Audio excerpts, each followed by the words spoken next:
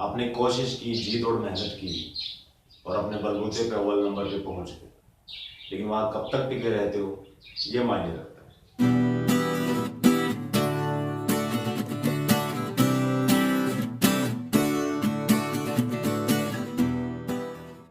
आज करें +2 agriculture biology, जिसमें अपने स्टार्ट किया था प्लांट पैथोलॉजी, पादप रोग विज्ञान। बैक्टीरिया को अपने कंप्लीट कर लिया था। आज का जो अपना टॉपिक रहेगा वो होगा कवक, फंगस, पंजाई, फंगी या फंगाई, जो भी अपने बोलते हैं। आज इसको अपने कंप्लीट करने वाले हैं। तो सबसे पहले अपने चर्चा करेंगे कि फंगस होता क्या है, किस टाइप की सेल होती है। तो वाकई में फंगस या कवक एक तरह की यूकैरियोटिक कोशिका है, नए जमाने की कोशिका, जिसके अंदर वो सारी चीजें होती है, वो सारे कोशिकांग होते हैं, वो सारे सेल ऑर्गेनेल होते हैं, जो कि अपनी सेल में भी है और ऑलमोस्ट जितने भी यूकैरियोटिक सेल होती है उनके अंदर मिलता है। ऑलमोस्ट सारे कोशिकांग मिलते हैं जो कि एक यूकैरियोटिक कोशिका में सरवाइव करने के लिए होने चाहिए सारे।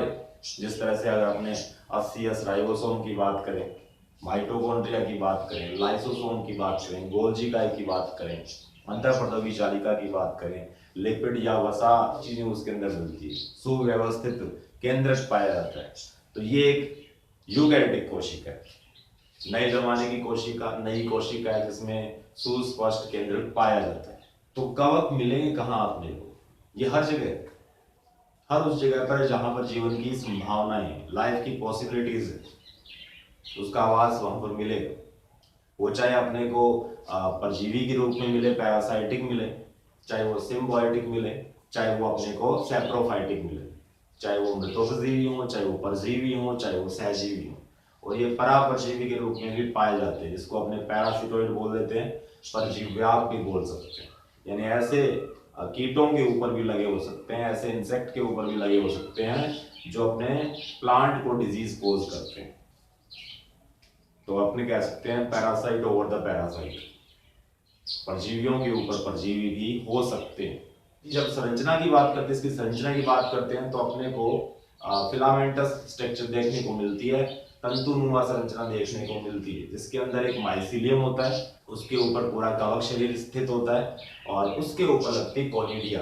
कोनिडिया का मतलब बीजाणुधानीधर होते हैं, जिसके ऊपर बहुत सारी बीजाणुधानियां लगती हैं, यानी स्पोरेंजियम लगती है और उसके अंदर लगते हैं अपने स्पोर या बीजाणु, जिससे नया कवक जाल तैयार होता है। तो माइसीलियम क्या चीज है? पहले नंबर पे इनकी शरीर की बात करें तो ये कायिक शरीर का एक हिस्सा है। कायिक शरीर मतलब जिसके अंदर अपने को सिर्फ कायिक कोशिका ही दिखाई देती है, कोई जर्म सेल या जनन कोशिका जिस तरह से ऊपर स्पोर वगैरह बनते हैं वो नहीं बने। अभी नीचे अपने तरह से जड़ों का काम करते हैं, कवक जाल जिसको बोल देते हैं। माइसीलियम को हिंदी में क्या बोलेंगे? कवक जाल। और कवक जाल है वो दो तरीके का हो सकता है, या तो पट युक्त होगा या पट विहीन होता है। पट युक्त या पट विहीन का मतलब क्या है? सेक्शन बन जाते हैं, पार्टीशन बन जाते हैं किसी एक हाइफी के अंदर। अब हाइफी क्या चीज है? हाइफी या कवक तंतु है वो इकाई है किसकी? कवक जाल की।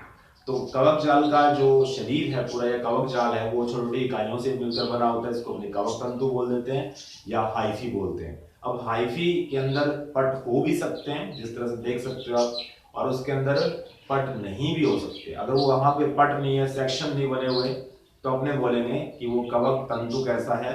पट विहीन है। अगर पट बने हुए तो अपने बोलेंगे ये पट युक्त कवक तंतु है। कवक तंतु के बार बार मिलते रहने से अपने को कवक जाल तैयार होता है, माइसीलियम बन जाता है। तो कह सकते हैं एक पटयुक्त माइसीलियम होता है और एक पट विहीन होता है।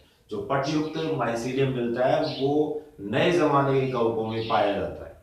जिस तरह से अपने अगले लेक्चर वीडियो में 4 सेक्शन करेंगे या 4 वर्गों का अध्ययन करेंगे कि कौन कौन से वर्ग में कवक पाए जाते हैं। वहां पर अपने फाइकोमाइस्टीज पढ़ेंगे, एस्कोमाइस्टीज पढ़ेंगे, ब्यूटेरोमाइस्टीज पढ़ेंगे और बसीडियोमाइस्टीज पढ़ेंगे। तो फाइकोमाइस्टीज के अंदर जो कवक मिलते हैं उनके अंदर कवक तंतुओं के अंदर पट नहीं पाए जाते, हाइफी के अंदर सेप्टा नहीं पाए जाते। तो कह सकते हैं दो तरह के कवक जात होते हैं। एक तो होता है एसेप्टेड, जो कि पुराने कवक हैं, फंगस है, उनके अंदर देखने को मिलता है। और जो नए जमाने के कवक हैं जैसे कि एस्कोमाइस्टीज हो गया, बसीडियोमाइस्टीज हो गया, ब्यूटेरोमाइस्टीज हो गया, इन सब के अंदर पट देखने को मिलते हैं। ये सेप्टेट माइसीलियम बनाते हैं। ठीक है, तो एक तरह से रूट का काम करते हैं। और दूसरी बात करेंगे कि इनकी कोशिका भित्ति किसकी बनी होती है। कोशिका भित्ति मिलती है और मुख्य रूप से काइटिन की बनी होती है। कई बार देखने को मिलता है काइटिन के साथ में सेलुलोज भी आ जाता है, लेकिन मुख्य रूप से अपने बोलेंगे कि सेलुलोज है वहां पर बहुत कम देखने को मिलता है, या रेयरली देखने को मिलता है, या नहीं मिलता। और जो सेल वॉल है, कोशिका भित्ति है, वो मुख्य रूप से किसकी बनी होती है, काइटिन की बनी होती है। एक्सेप्शन यहाँ पर लेंगे अपने, जो कि अपवाद है वो कौन सा है, ऊमाइकोटा। ऊमाइकोटा के जो कवक होते हैं उसके अंदर कोशिका भित्ति प्योरली किसकी बनी होती है, सेलुलोज की बनी होती है। आवास की बात हो चुकी थी थोड़ी देर पहले। आवास में अपनों ने पढ़ा कि वो फ्री लिविंग नहीं हो सकते, क्योंकि वो हेट्रोट्रॉप्स होते हैं। हेट्रोट्रॉप्स का मतलब है कि वो अपना फूड खुद नहीं बना पाते, न्यूट्रिशन के लिए दूसरे पे डिपेंड करते हैं। किस किस तरीके से डिपेंड कर सकते हैं, तो पोषण में या न्यूट्रिशन में अपने पढ़ेंगे कि वो सहजीवन भी दर्शा सकते हैं, वो मृतोपजीवी भी हो सकते हैं, वो परजीवी भी हो सकते हैं, और वो परापरजीवी भी हो सकते हैं। सबसे पहले अपने लेंगे इसमें पैरासाइट, जो कि वेल नोन होता है और मोस्टली देखा जाता है कि कवक है वो या फंगस है वो दूसरे लिविंग ऑर्गेनिज्म के ऊपर सर्वाइव कर रहे हैं। तो बहुत सारे देखे जा सकते हैं, और जितने भी प्लांट के अंदर डिजीज कोज करते हैं वो सब के सब पैरासाइट ही होते हैं, परजीवी होते हैं। और परजीवी का अर्थ ये होता है कि ऐसा जीव जो दूसरे जीव के ऊपर, ऐसा लिविंग ऑर्गेनिज्म जो दूसरे लिविंग ऑर्गेनिज्म के ऊपर सर्वाइव करता है और उसको एक तरह से वो डिजीज कोज कर देता है, या बीमारी दे देता है, या उसका हानि करवा देता है, उसकी हानि करवा देता है। तो अपने बोलेंगे परजीवी वो जीव होते हैं जो दूसरे जीवों के ऊपर अपना जीवन यापन करते हैं, उनसे पोषण प्राप्त करते हैं, उनको बीमारियां दे देते हैं, उनकी हानि करवा देते हैं, खुद का लाभ ले लेते हैं। लिविंग ऑर्गेनिज्म होते हैं, यूकैरियोटिक सेल होते हैं, इनकी सेल वॉल किसकी बनी होती है, काइटिन की बनी होती है, और दूसरे लिविंग ऑर्गेनिज्म के ऊपर सर्वाइव करते हैं फॉर न्यूट्रिशन। तो इसमें एग्जांपल बहुत सारे दिए जा सकते हैं। अपने कह सकते हैं एस्टिलैगो है, अपने कह सकते हो उसमें पक्सीनिया है, अपने कह सकते हैं उसके अंदर अपने को क्या देखने को मिलता है, फ्यूजेरियम देखने को मिलता है, वगैरह वगैरह। ये सभी पैरासाइटिक होते हैं, परजीवी होते हैं। दूसरा अपने पास आता है मृतोपजीवी। मृतोपजीवी जो सड़ी गली चीजों पे पनपते हैं, कचरे के ऊपर पनपते हैं, ऑर्गेनिक मटेरियल के ऊपर पनपते हैं, डेड ऑर्गेनिक मटेरियल के ऊपर सर्वाइव करने वाले जो फंगस होते हैं उनको अपने बोलते हैं, क्या बोलते हैं, मृतोपजीवी या सैप्रोफाइट। जिस तरह से म्यूकर, इसी तरह से आता है अपना सिम्बायोटिक, सहजीवी। और इसमें दो एग्जांपल लिए जाते हैं, वेल नोन एग्जांपल होते हैं, एक तो लाइकेन होता है, दूसरा होता है माइकोराइजा, जिसको अपने बोलते हैं कवक मूल। जो लाइकेन होता है वो कवक और शैवाल का सहजीवन होता है। एक इसके अंदर एल्गी होता है, उसके अंदर रहने के लिए आ जाता है फंगस या कवक। शैवाल या एल्गी से अपना न्यूट्रिशन गेन करते हैं, बदले में ये शैवाल को क्या देते हैं, एल्गी को क्या प्रोवाइड करवाते हैं, अपने माइसीलियम से वाटर को, मिनरल को, ऑक्सीजन को, यहाँ तक ऑक्सीजन को भी एब्जॉर्ब करके अवेलेबल करवा देते हैं किनको, एल्गी को, जिससे उनकी ग्रोथ अच्छी होती है और बदले में उनसे न्यूट्रिशन ले लेते हैं। ऐसा ही अपने को देखने को मिलता है किसमें, माइकोराइजा में। तो यहाँ बना है माइकोस प्लस राइजा। माइकोस है वो डिनोट करता है किसको, कवक को, फंगस को, फंगस को डिनोट करता है। तो फंगस जो है वो क्या चीज है, वहां पर माइकोस, माइकोस जो लिखा हो फंगस के लिए लिखा हुआ, कवक के लिए। और साथ में राइजा किसको बताएगा, रूट को। रूट किसकी है, पाइनस की रूट। तो जिम्नोस्पर्म में अनावर्त बीज है पाइनस, उसकी रूट में, उसकी जड़ों में रहने के लिए कौन आ जाता है, कवक आ जाता है। और वही काम करते हैं, वो न्यूट्रिशन ले लेता है, बदले में उसको मिनरल दे देता है, वाटर दे देता है, ऑक्सीजन एब्जॉर्ब करके अवेलेबल करवा देता है, जिससे उनकी ग्रोथ अच्छी होती है। तो माइकोराइजा, और दूसरा कौन सा है, लाइकेन। उसको अपने सहजीवन या सिम्बायोटिक फंगस बोलते हैं, क्योंकि इनके अंदर दो लिविंग ऑर्गेनिज्म साथ साथ रहते हैं और एक दूसरे को बेनिफिट देते हैं, इसमें नुकसान किसी को नहीं होता। अब और टर्म भी आती है, जिस तरह से लिखा आता है फैकल्टेटिव पैरासाइट या फैकल्टेटिव सैप्रोफाइट, विकल्पी परजीवी या विकल्पी मृतोपजीवी। विकल्पी परजीवी या फैकल्टेटिव पैरासाइट क्या होते हैं, बेसिकली क्या होते हैं, मृतोपजीवी होते हैं। ऐसे कवक जो बेसिकली वास्तव में सैप्रोफाइटिक होते हैं, लेकिन हार्श कंडीशन में या जरूरत पड़ने पर ये कैसे हो सकते हैं, ये परजीवी हो सकते हैं। एग्जांपल देख सकते हैं यहाँ पे। और दूसरे कौन से होते हैं, दूसरे अपने पास होते हैं फैकल्टेटिव सैप्रोफाइट, जिनको अपने बोलते हैं विकल्पी मृतोपजीवी।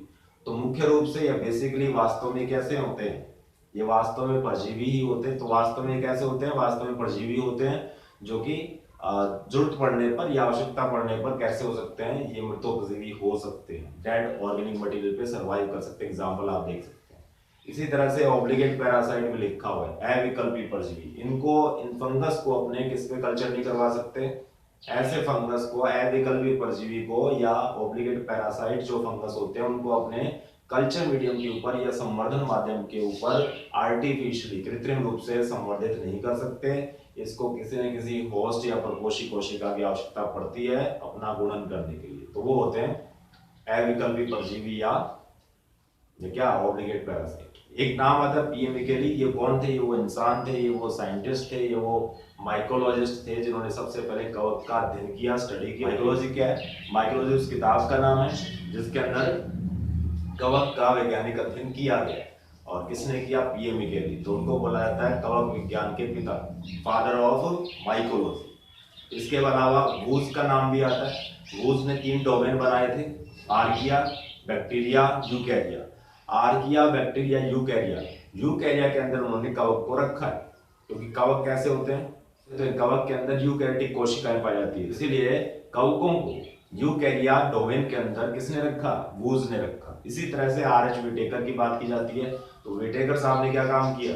5 जगत बनाए थे, 5 किंगडम का हाइपोथेसिस दिया था। तो इसके अंदर मोनेरा था, प्रोटिस्टा था, उसके बाद इसका नंबर आता है, उसके बाद नंबर आता है कवक का। तो फंजाई या फंगाई या फंगस अलग से एक जगत बना लिया था, अलग से इनको रखा गया, जो कि कैसी हो सकती हैं? वो एक कोशिकीय से बहुकोशिकीय हो सकते हैं कवक।